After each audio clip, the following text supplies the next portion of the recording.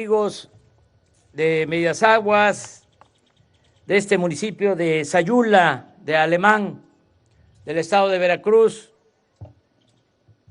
trabajadores, ferrocarrileros, habitantes de esta región del Istmo de Tehuantepec. Me da mucho gusto estar aquí en compañía de Alejandro Murat, gobernador de Oaxaca, y de Cuitláhuac García, gobernador de Veracruz. También que nos acompañe el presidente municipal de Sayula, Freddy Ayala González. Estamos aquí para constatar el inicio de esta obra de rehabilitación de el tren del Istmo de Tehuantepec. Como aquí se ha dicho, este es un proyecto histórico que empezó a concebirse desde el siglo XIX. Era tan importante esta ruta para unir el Pacífico con el Atlántico por esta parte del territorio, la más angosta de nuestro país, que fue motivo de un acuerdo en la época de la Reforma, un acuerdo muy polémico porque se le iba a permitir al gobierno de Estados Unidos el tránsito libre por esta franja de nuestro territorio. El Tratado McLean-Ocampo. Afortunadamente, ese tratado lo rechazó, y es de las paradojas de la historia, el propio Senado estadounidense, y no se pudo concretar, realizar. Posteriormente, el gobierno de Porfirio Díaz se retomó el proyecto y se llevó a la práctica. No quedó inconcluso. En ese gobierno se construyeron los dos puertos, el de Salina Cruz y el de Coatzacoalcos, antes Puerto México, durante el gobierno de Porfirio Díaz. La empresa Pearson construyó los dos puertos. Esa misma empresa que era como el contratista predilecto de Porfirio Díaz, un inglés, Pearson, también fue el que construyó el puerto de Veracruz. Y esa misma empresa construyó las vías férreas para comunicar a Salina Cruz con Coatzacoalcos. Por eso esta estación de Medias Aguas lleva ese año, recuerda ese año, 1910. Tengamos en cuenta que Porfirio Díaz tuvo que irse al exilio en 1911, un año después. ¿Por qué no prosperó esta ruta? Ya aquí se dijo, se construyó el Canal de Panamá y también se inició la revolución, pero hubo un factor que considero influyó para que la ruta no se usara y se desplegara más desarrollo en el istmo. Asia, en ese entonces, los países de Asia, China en particular, no eran lo que son ahora.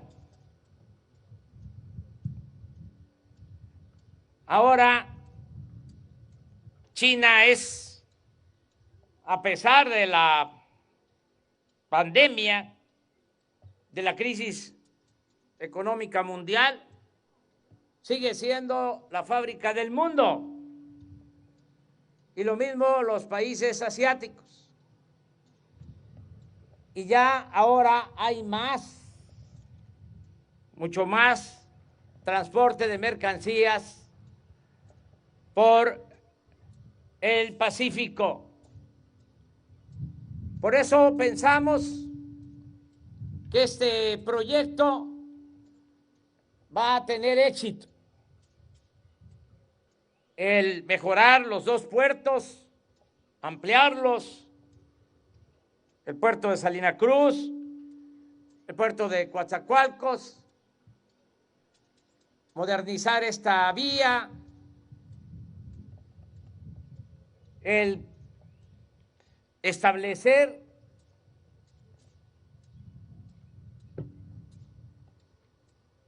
centros para el desarrollo industrial, parques industriales en los 300 kilómetros, 10 parques industriales, 10 polígonos de 500, de 1,000 hectáreas, para que se instalen fábricas,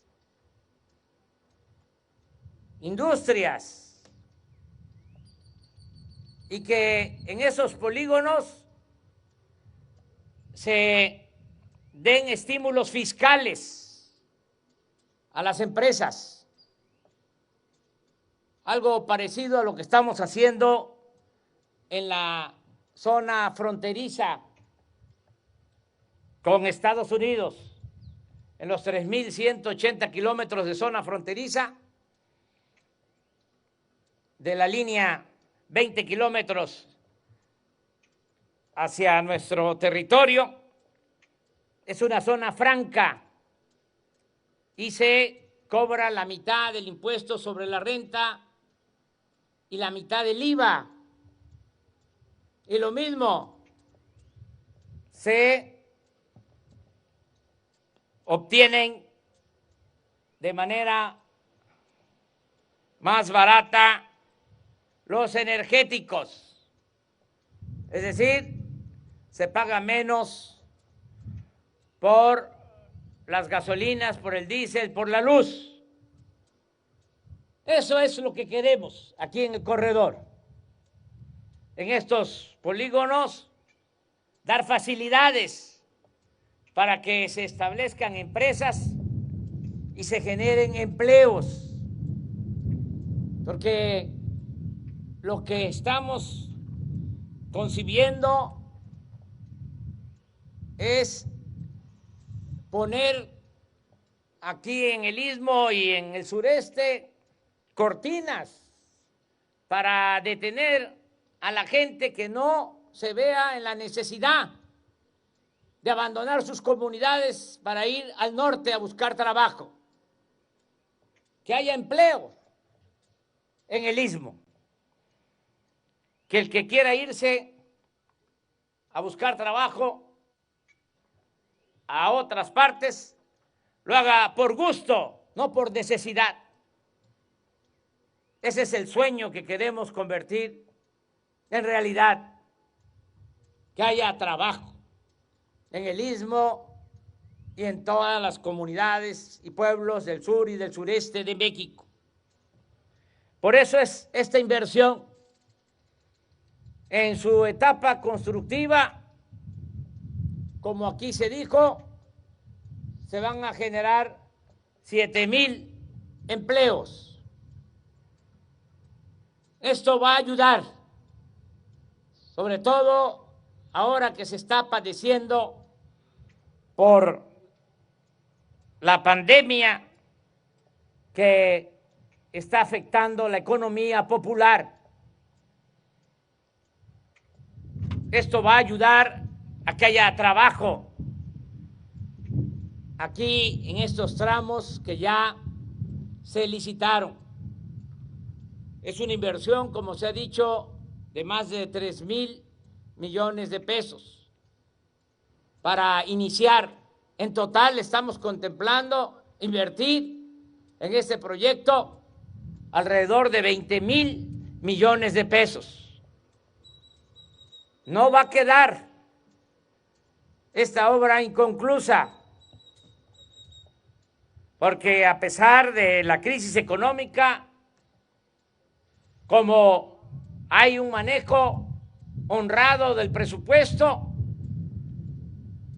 el dinero rinde, alcanza.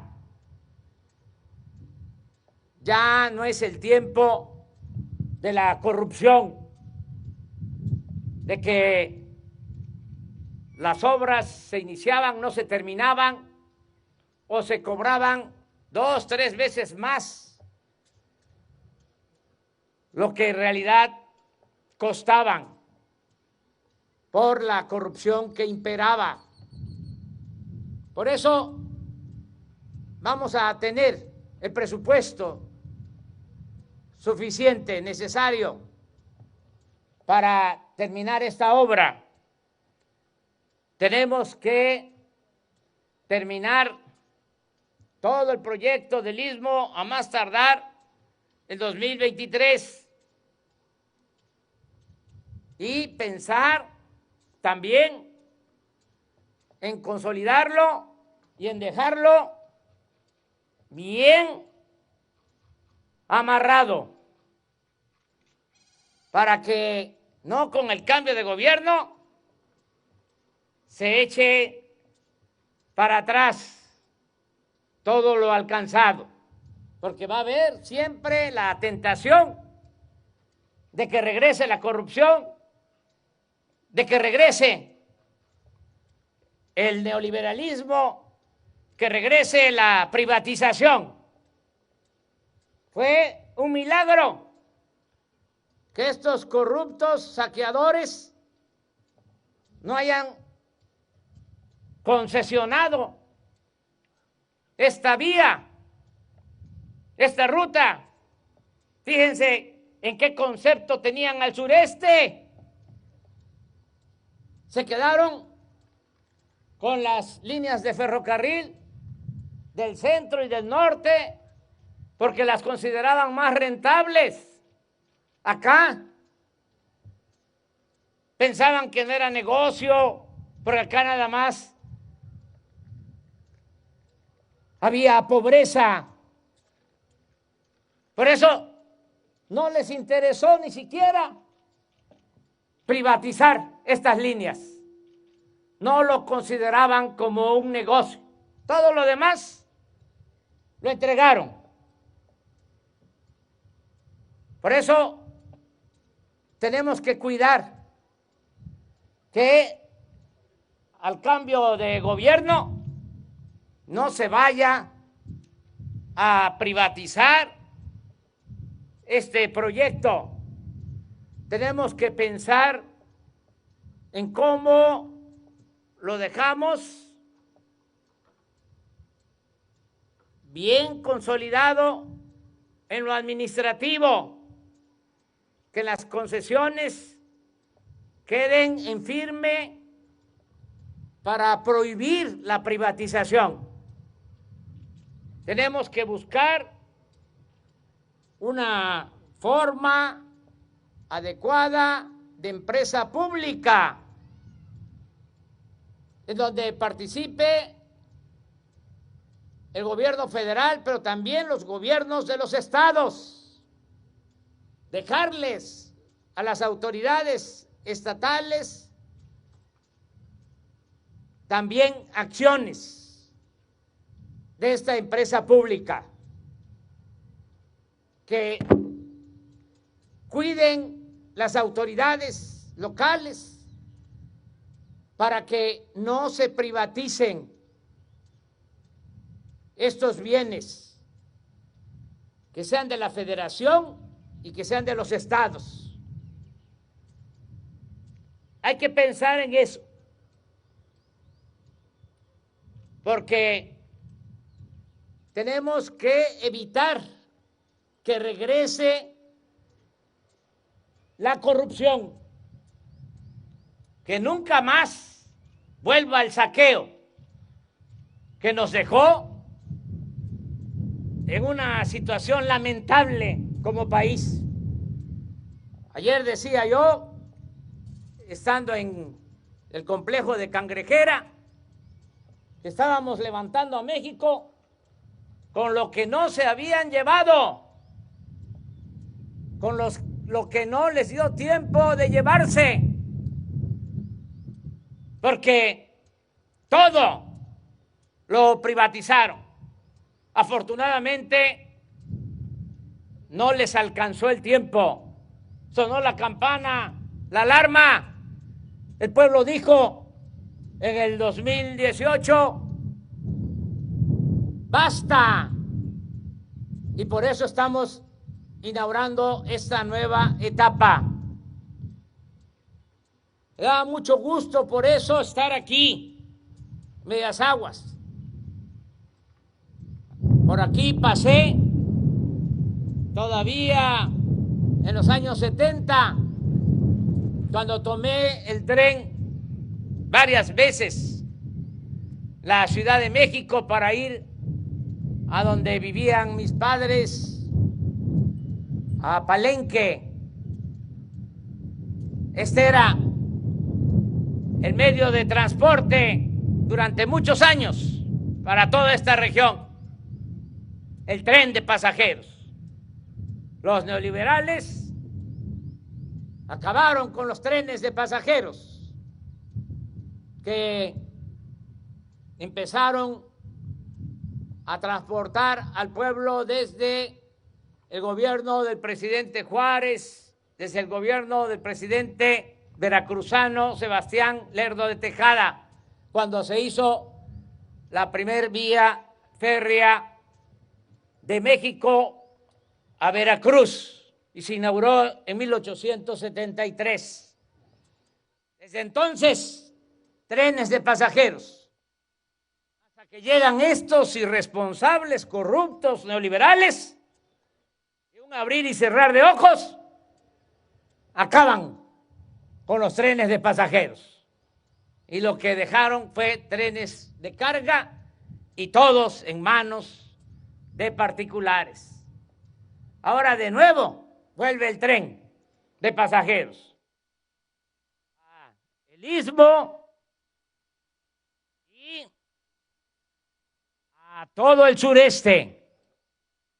Porque vengo de dar los banderazos para la construcción del Tren Maya.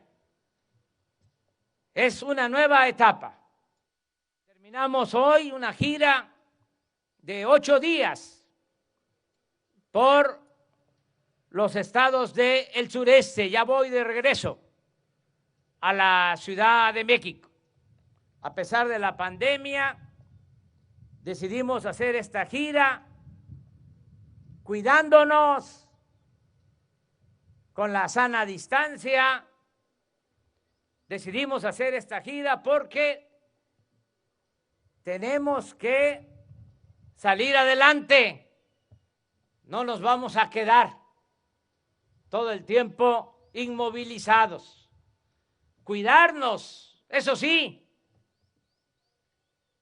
hacer caso a las recomendaciones, pero ir poco a poco avanzando hacia la nueva normalidad para reactivar nuestra economía, que haya trabajo. Muchos opinan que deberíamos de estar todos en nuestras casas.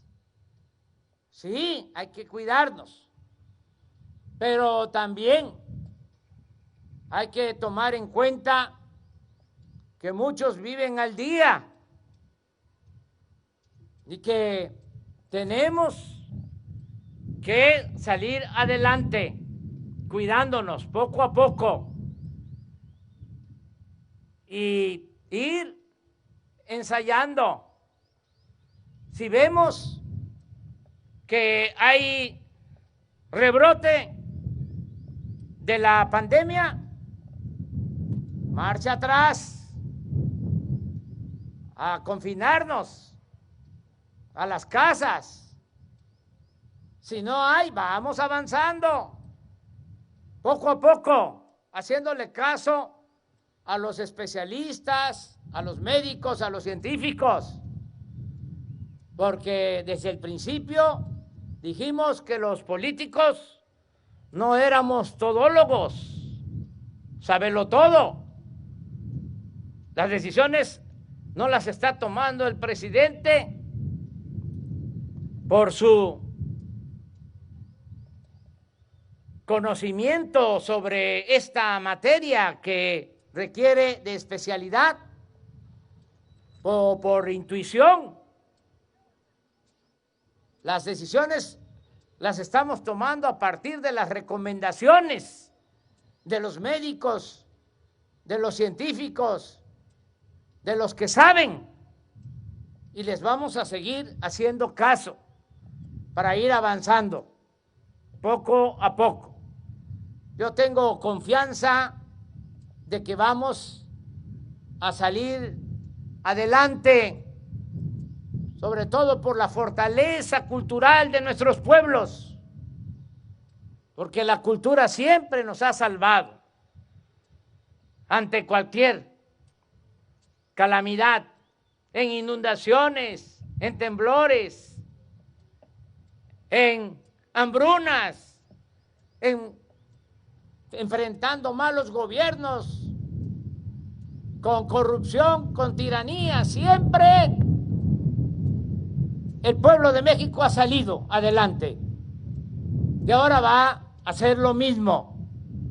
Vamos a seguir domando esta pandemia y vamos a llevar a cabo la transformación del país.